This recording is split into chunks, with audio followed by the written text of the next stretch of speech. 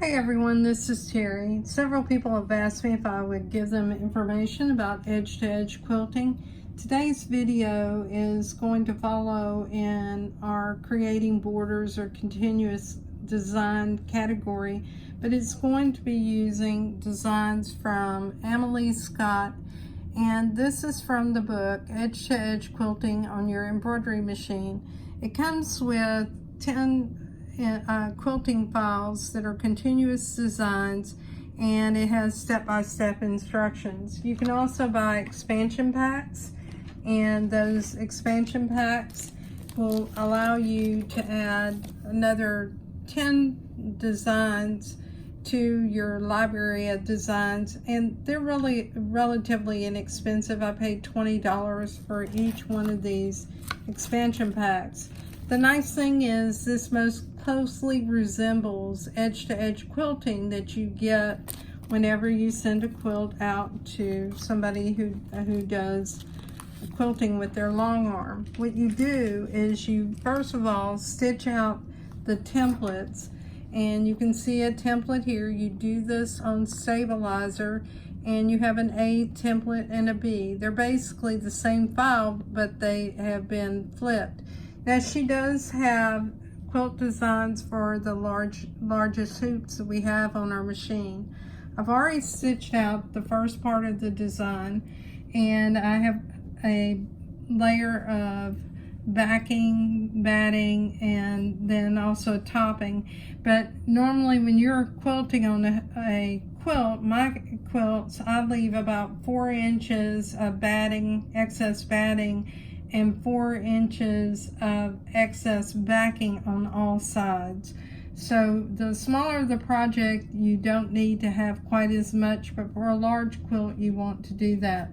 Now what we're going to do is I've hooped it, taking my template so that I would know that I could put this inside my hoop, and you can see the design fits inside the hoop. And what I want to do when I hoop it is I pin it so that my starting point is on my fabric, and I make sure my fabric is lined up and that my entire design will fit.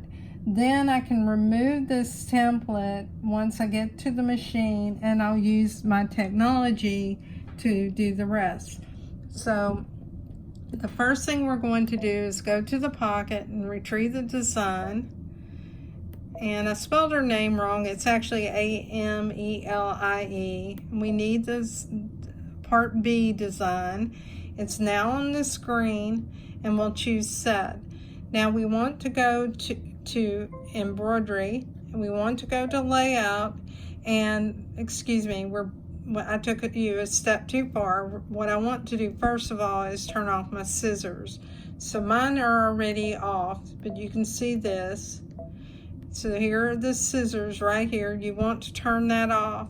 Now you want to go in and turn on your projector. And I think the projector is probably the easiest thing to use. And what we'll do is we'll see where this is positioned. Now let me zoom you in and move this down so you can see it. And you can see right now this is actually off just a little bit. We're going to move it up and move it over to the left. So to do that, what you'll do, and we'll go back and look at the screen, we're going to use these jog buttons here. So I'll just move my design up, and what I'm doing is looking at the fabric to see if it meets, and then I'll move it 1 stitch over,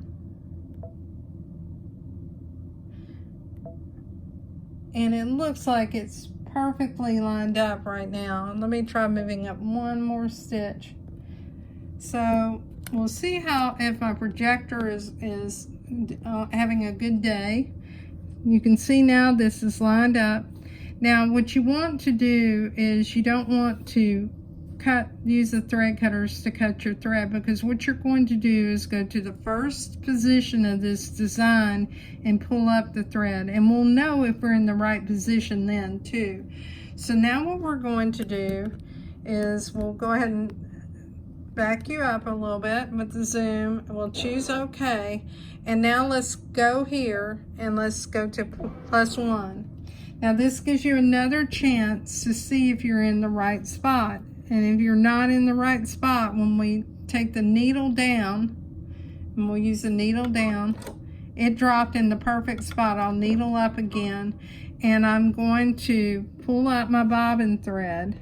So now I'll pull the tail of my bobbin thread. You can see that I have a fairly long bobbin thread, and we'll just hold this over to the side right now, and we'll start stitching. So we'll go ahead and put the presser foot down, and we'll start slowly stitching. Now once it's taken a couple of stitches, you may want to move this out of the way, and I'll just take the tip of my scissors while the needle's down in the fabric, and I'll move these out of the way so I don't stitch over them.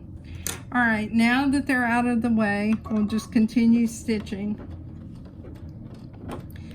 And the reason we're doing this is we're going to bury those threads. Now the nice thing about these designs is it most closely resembles quilting, and you may need to make some adjustments for your foot height because of the batting. If you find you're not getting good quality stitches, you may need to raise your foot height up just a little bit because we're sewing through multiple layers, including the batting.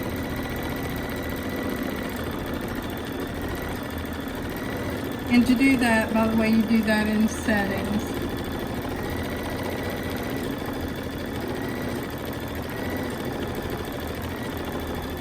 So this design only has 1,139 stitches. We'll let it finish, and then I'll unhoop it and show you how to deal with your ends.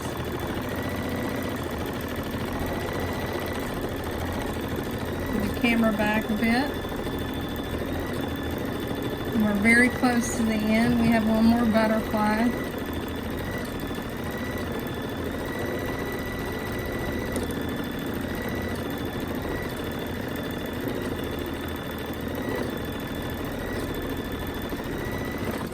Okay, now what you want to do is raise your needle.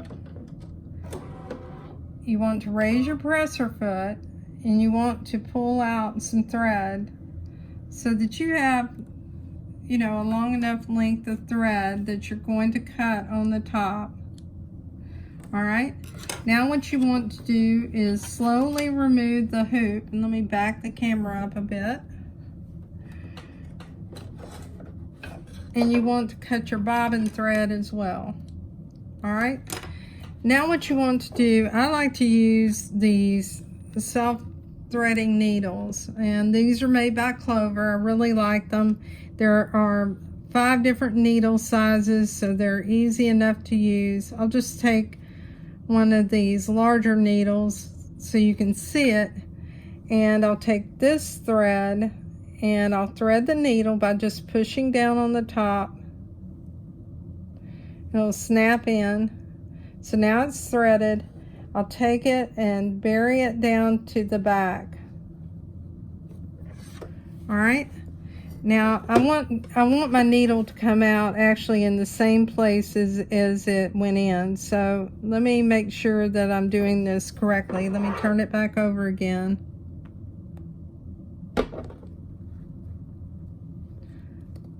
Because this is where it pays to make sure you have everything lined up.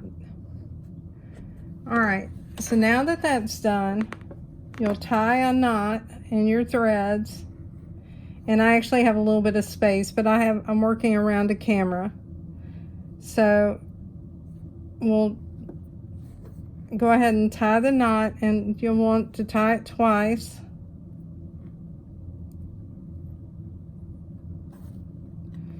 Now you'll take that needle and thread it again. Just press the end of the needle against the threads, and you can see it's threaded now. Now go in right there where your threads came out,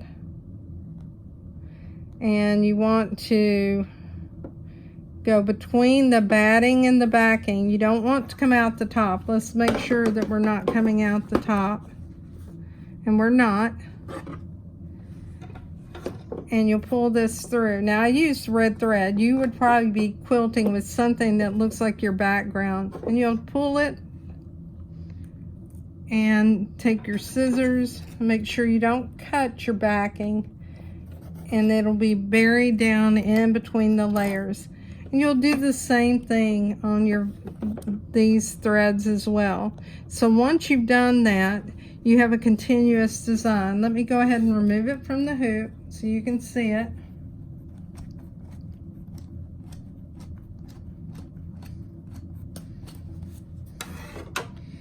And like I said, in her book, she goes over marking your quilt, everything you need to do to line everything up. But you get an idea of where there's the first stitch right here. This is the last stitch, and this is where we started. And we couldn't have gotten any closer. We're right at the very end. So using your projector works extremely well for this process. I hope this has helped you. If you have questions, please ask, and consider joining us in Facebook with the Just Stitching with the Brother Luminaire group. If you're a dealer and you offer classes for this particular type of design with Amelie Scott, or you sell the CDs, you can post it in the Just Stitching with the Brother Luminaire group and show people your website. I usually don't allow advertising, but this is one case that I think it would be helpful because it will help you figure out how to purchase the designs and the best place to get them. Thanks everyone, and have a great day.